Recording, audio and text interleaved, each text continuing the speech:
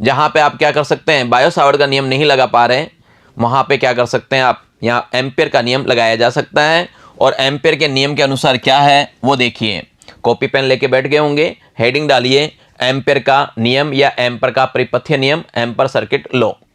Okay, देखिए इस नियम के अनुसार किसी बंद पथ के अनुदिश चुंबकीय क्षेत्र का रेखीय समाकलन, चुंबकीय क्षेत्र का रेखीय समाकलन या परिसंचरण उस बंद पथ से पारित धाराओं के बीजगणितीय योग तथा निर्वात की पारगम्यता गुणनफल के बराबर होता है।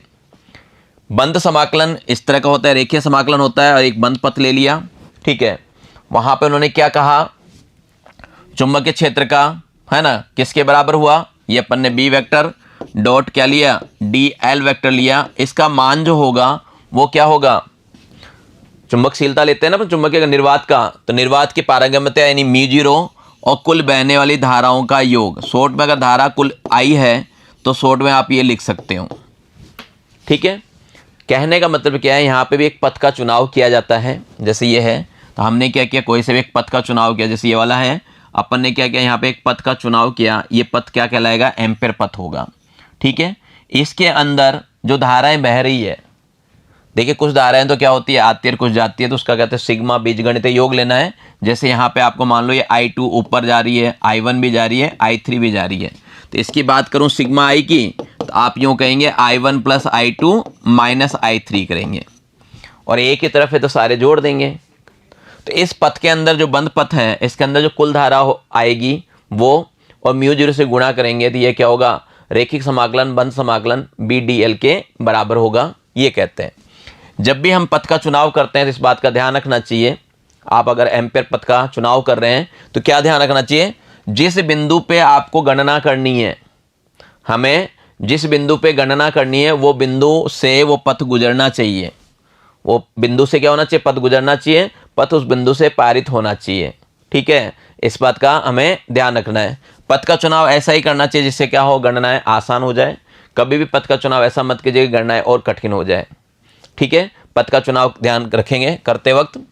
तो कुल मिला के हम ये कह सकते हैं कि ये सूत्र आपका ये बनेगा, चुंबकीय क्षेत्र के पदों में निर्वात में एम्पियर नियम की बात करें। किस में बात कर रहे हैं, निर्वात की। यहाँ पे जो बी है उसको चुंबकीय क्षेत्र कहा जाता है, सिग्मा आई उस बंद पथ से पारित धाराओं का क्या है, बीजीय योग है, और μ0 निर्वात की क्या है, चुंबकशीलता है, ठीक है। तो ये सूत्र को याद रखेंगे, बड़ा काम का सूत्र है। जहाँ कहीं बायो सावर्ट का नियम नहीं लग पाता है वहाँ इनका हम प्रयोग करते हैं। अगर आप चुंबकन क्षेत्र के पदों में निकालना चाहते हैं तो हम ये वाला सूत्र लगाएंगे। सबसे पहले तो अपने को ये पता होना चाहिए, जो चुंबकन क्षेत्र होता है H, उनका आपस में रिलेशन क्या होता है, तो इसको याद रख लीजिए, B = H μ0 होता है, ठीक है। अब अपन ने क्या किया, पुराने वाले सूत्र में B का मान रख दिया, ये हल कर लिया, तो ये फॉर्मूला बन जाएगा, क्योंकि μ0 से μ0 क्या हो गया, कैंसिल हो गया। अगर हम निर्वात की जगह क्या करें, माध्यम लेना चाहते हैं तो जहां जहां μ0 है वहां वहां क्या करेंगे, म्यू लिख देंगे, ठीक है। तो ये पहला सूत्र बन जाएगा आपका, निर्वात की जगह अगर आपने माध्यम लिया तो दूसरा बन जाएगा।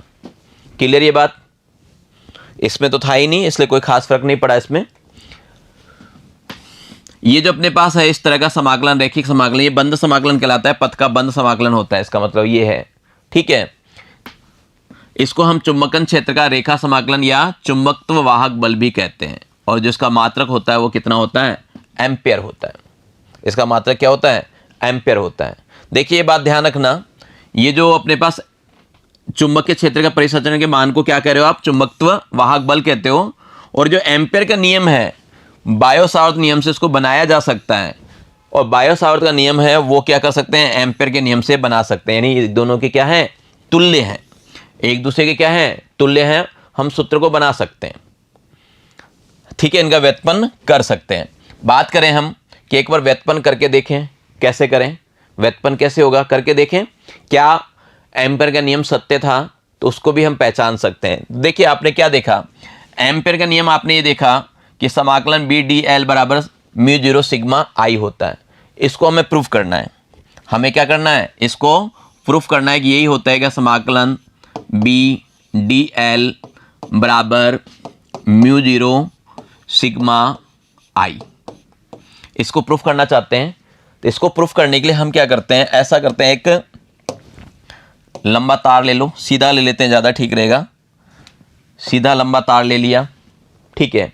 यहाँ पे हमने क्या किया, एक पथ का चुनाव कर लेते हैं, एक वर्ताकार पथ का ये चुनाव कर लिया। ये अपने क्या किया, वर्ताकार पथ ले लिया। यहाँ पे कोई एक बिंदु लिया, इस बिंदु से r दूरी पे एक और बिंदु लिया जहाँ पे हम गणना करना चाहते हैं, ठीक है, चुंबकीय क्षेत्र की गणना करना चाहते हैं। यहाँ पे कोई भी एक बिंदु ले लिया, r दूरी पे ले लिया, ठीक है। अब क्या करना है, ये देखिए, इसका मैंने मान लिया इसमें धारा जो बह रही है ऊपर की ओर बह रही है। जब धारा ऊपर की ओर बह रही है तो चुंबक क्षेत्र किधर होगा, देखिए मुड़ी हुई उंगलियां दिखाएगी ना, तो चुंबकीय क्षेत्र किधर होगा, इस दिशा में आएगा, है ना, इस दिशा में आएगा। ये बी इस दिशा में आएगा। एक अल्पांश की बात करूं तो अल्पांश ये हो गया मेरा, एक अल्पांश ले लिया। तो आप क्या देख रहे हो, डी एल जो अल्पांश है अपने पास, मान लो ये डी एल अल्पांश है। अल्पांश और चुंबकीय क्षेत्र की दिशा देखिए किधर होती है, यहाँ पे अल्पांश और चुंबकीय क्षेत्र की दिशा देखो किधर होगी, कि क्या देख रहे हो, दोनों की दिशा क्या है, सेम है। दोनों की दिशा क्या है, सेम है। जब दोनों की दिशा सेम है तो यहाँ पे थीटा का जो मान हो गया वो क्या हो गया, 0 हो गया। थीटा का मान क्या हो गया, 0 हो गया, ठीक है। अब देखिए यहाँ पे हम अल्पांश बराबर बराबर लेंगे और बिल्कुल बराबर घूमेगा। यहाँ से दूरियाँ क्या है, बराबर आ रही है ना, हर जगह क्या हो रही है, दूरी बराबर आ रही है। तो ये बी जो है वो हर जगह क्या है, समान है। प्रत्येक जगह क्या है, बी आपका समान है। प्रत्येक जगह बी समान है तो उसको कॉमन भी लिया जा सकता है, ठीक है, समझ गए। जब इन बातों को समझ गए तो चलिए देखिए थोड़ा सा हल करते हैं। इसको अपन क्या लिख सकते हैं, यहाँ जो दिया हुआ है इसको अपन लिखना चाहें तो आप लिख सकते हो, ये जो अपने पास है बी डॉट डी एल बराबर हो गया, बी डॉट खोलते हैं तो ये होता है B D L cos theta. इसको खोलते तो क्या होता है, B D L cos theta होता है, ठीक है। यहाँ पे देखिए अभी आपने बताया, आपने खुद ने कहा कि थीटा का मान क्या था, तो थीटा का मान कितना था, 0 था, ठीक है। थीटा का मान क्या था, 0 था। और कोस 0 का मान आपको पता ही है कितना होता है, 1 होता है। कोस 0 का मान कितना होता है, 1 होता है। तो कुल मिला के बात ये हो गई, ये आ गया आपके पास फाइनली, आप यहाँ पे आ गए बी डी एल पे, ठीक है। ये आ गया अपने पास बी डी एल हो गया। अब मैंने बताया आपको चुंबकीय क्षेत्र तो हर जगह क्या है, बराबर है, कांस्टेंट है। कांस्टेंट है तो ये कांस्टेंट क्या होता है, बाहर आ जाएगा। ये अपना क्या हो गया, बाहर आ गया। और अंदर बच गया आपके पास डी एल, अंदर क्या बच गया, डी एल केवल। देखिए डी एल अल्पांश है, जब समाकलन किया जाता है तो सारे अल्पांश को जोड़ा जाता है।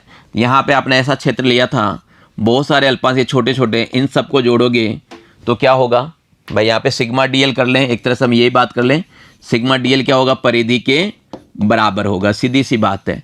यहाँ से समाकलन का निशान हटाऊंगा तो ये क्या होगा, परिधि के बराबर आएगा, b इंटू 2πr। अब आपको क्या होना चाहिए, सूत्र पता होना चाहिए।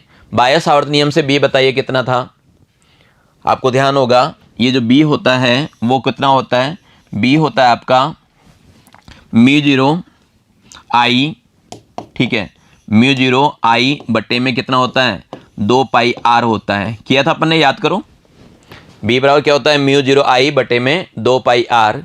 अब मैं क्या करूं, यहाँ पे b का मान रख देता हूं, है ना, ये जो दिया हुआ है ना पे, इसमें अपन क्या करें, b का मान रख दें। तो जैसे अपन b का मान रखते हैं, ये μ0 बटे में 2πr, और इधर भी क्या है अपने पास 2πr है, ठीक है। i भी है ना, ये i लिख दिया अपन ने, ठीक है। अब काट लो तो यहाँ देख रहे हो आप कट रहा है, आपका क्या हुआ, 2πr से 2πr कैंसिल। जब कैंसिल किया तो अब आपके पास रिजल्ट जो आया वो क्या आया, रिजल्ट आया अपने पास μ0 i, अपने पास रिजल्ट क्या आ गया, μ0 i। याद कीजिए μ0 i भाई, सिग्मा i जो है कुल धारा, वहां पे क्या मानी अपन ने, कुल धारा कितनी है, i है। तो कुल मिला के इसको यूं भी लिखा जा सकता है μ0 सिग्मा i। तो अब रिजल्ट क्या लेके आए, इसका मान ही तो निकाल रहे थे हम, इसका मान ही तो निकाल रहे थे, और इसका मान क्या हुआ, यही तो प्राप्त हुआ।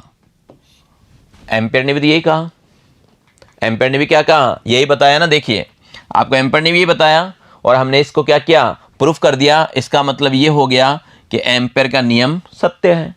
तो इस तरह हम प्रूफ भी कर सकते हैं, सत्यापित भी कर सकते हैं। हो सकता है आपसे परीक्षा में नियम को सत्यापित करा ले, तो आप सत्यापित कर लेंगे।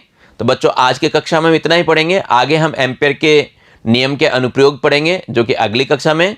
तब तक के लिए धन्यवाद, नमस्कार, आपका दिन मंगलमय रहे।